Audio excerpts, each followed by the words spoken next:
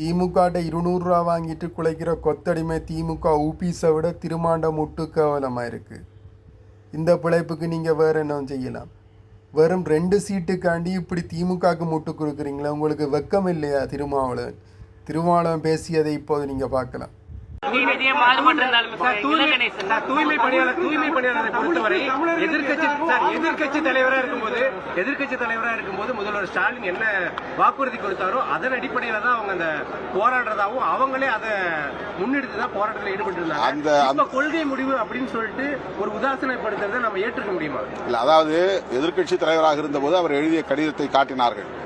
அந்த கடிதம் என்னவாக இருந்தது என்றால், அப்போதைய முதலமைச்சர் எடப்பாடி பழனிசாமி அவர்களுக்கு எழுதிய கடிதம் 12,000 பேரை பணியிலிருந்து வெளியேற்றக்கூடிய ஒரு முயற்சி நடப்பதாகவும், அந்த முயற்சியை கைவிட வேண்டும், அவர்களை மீண்டும் பணிக்கு எடுத்துக்கொள்ள வேண்டும், அவர்கள் எடுக்காவிட்டால் நாங்கள் ஆட்சிக்கு வந்தால் அவர்களை பணிக்கு எடுப்போம் என்றுதான் அதில் சொல்லப்பட்டிருக்கிறது.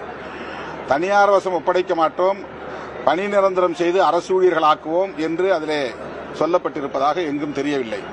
அல்லது வேறு ஏதேனும் தேர்தல் வாக்குறுதி அளித்திருக்கிறாரா என்று யாரும் எனக்கு காட்டவில்லை. அப்படி இருப்பதாகவும் தெரியவில்லை.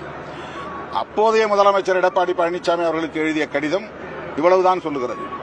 பணி நிரந்தரத்தை பற்றியோ அரசு ஊழியர்களாக்குவதை பற்றியோ அது சொல்லவில்லை, அந்த கடிதத்தில் இல்லை.